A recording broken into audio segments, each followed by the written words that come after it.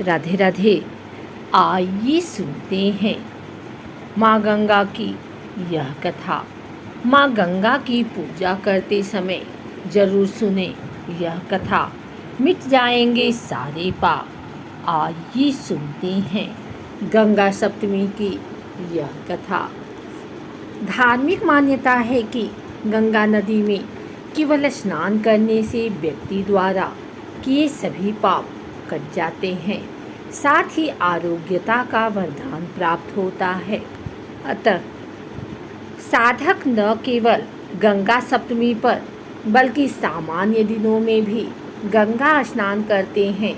वहीं गंगा सप्तमी और गंगा दशहरा के उपलक्ष्य पर बड़ी संख्या में श्रद्धालु गंगा नदी में आस्था की डुबकी लगाते हैं। हर वर्ष वैशाख माह के शुक्ल पक्ष की सप्तमी तिथि को गंगा सप्तमी मनाई जाती है। सनातन शास्त्रों में माँ गंगा की महिमा का वर्णन मिलता है। धार्मिक मान्यता है कि गंगा नदी में केवल स्नान करने से व्यक्ति द्वारा किए सभी पाप कट जाते हैं, साथ ही आरोग्यता का वरदान प्राप्त होता है। अतः साधक न केवल गंगा सप्तमी पर बल्कि सामान्य दिनों में भी गंगा स्नान करते हैं। वहीं गंगा सप्तमी और गंगा दशहरा के उपलक्ष्य पर बड़ी संख्या में श्रद्धालु गंगा नदी में आस्था की डुबकी लगाते हैं। अगर आप भी माँ गंगा की कृपा की भागी बनना चाहते हैं तो गंगा सप्तमी पर स्नान ध्यान के बाद विधि विधान से माँ गंगा की पूजा करें। साथ ही पूजा के समय यह व्रत कथा जरूर सुने। आइए सुनते हैं गंगा सप्तमी व्रत कथा। सनातन शास्त्रों में माँ गंगा की उत्पत्ति का वर्णन है। त्रेता युग में इक्ष्वाकु वंश के राजा सगर अयोध्या में राज करते थे। उन्होंने अपने राज्य का व्यापक विस्तार किया। हालांकि उनके मन में सम्राट बनने की गहन इच्छा थी। इसके लिए उन्होंने पंडितों से सलाह लेकर अश्वमेध यज्ञ करने की ठानी और उन्होंने पुत्रों को घोड़े के साथ पृथ्वी भ्रमण की आज्ञा दे दी। राजा सगर के पुत्र जब पृथ्वी भ्रमण कर रहे थे तभी अश्वमेध घोड़ा खो गया। यह जानकारी उन्होंने अपने पिता को दी। राजा सगर ने किसी भी कीमत पर अश्वमेध घोड़ा लाने की सलाह दी। इसके बाद राजा सगर के पुत्र घोड़े को ढूंढते ढूंढते कपिला ऋषि के आश्रम जा पहुँचे।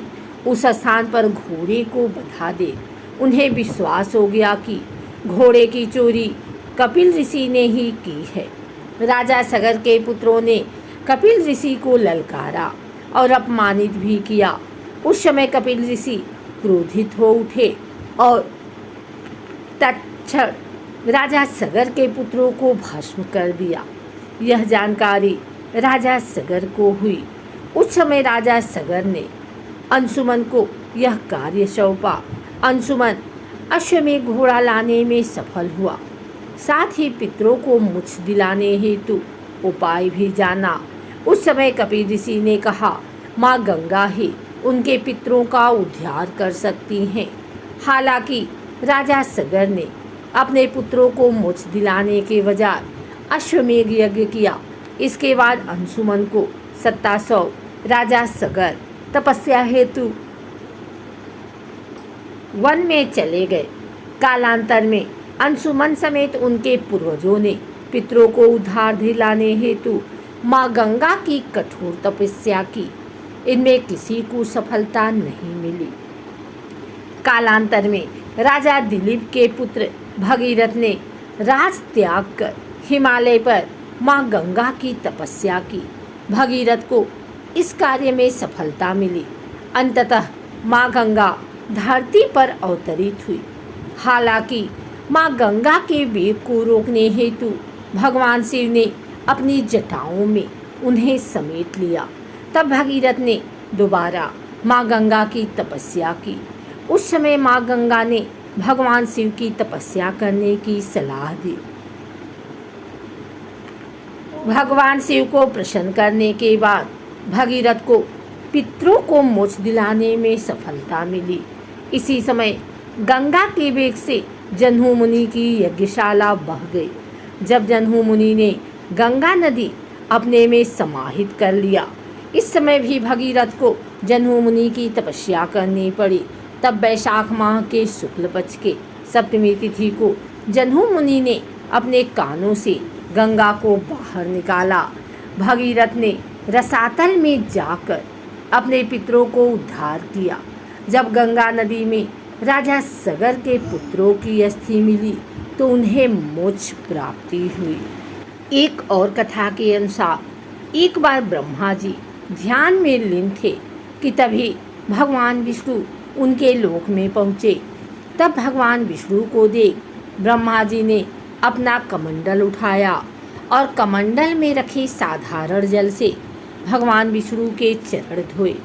इसके बाद ब्रह्मा जी ने भगवान विष्णु के चरणों से स्पर्श हुए उस जल को वापस से कमंडल में भर लिया। उस जल में इतना तेज था कि उसमें से एक देवी उत्पन्न हुई। उन देवी का नाम ब्रह्मा जी ने गंगा रखा। उन देवी के जन्म से एक ऊर्जा पैदा हुई।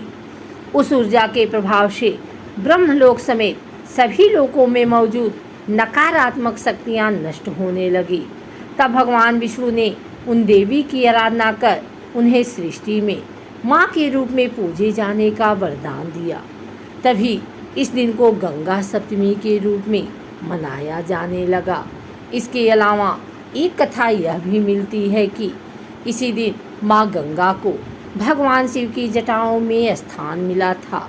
जब माँ गंगा को अपने तीव्र वेग का अहंकार हो गया था, तब भगवान शिव ने उन्हें अपनी जटाओं में जकड़कर उनका यह अहंकार नष्ट किया था। अगर आपको हमारी वीडियो अच्छी लगी हो तो इसे लाइक करें, कमेंट करें, शेयर करें। हमारे चैनल को सब्सक्राइब करके बेल नोटिफिकेशन ऑल पर सेट कर लें ताकि आगे आने वाली वीडियो सबसे पहले आप तक पहुंच सके। धन्यवाद।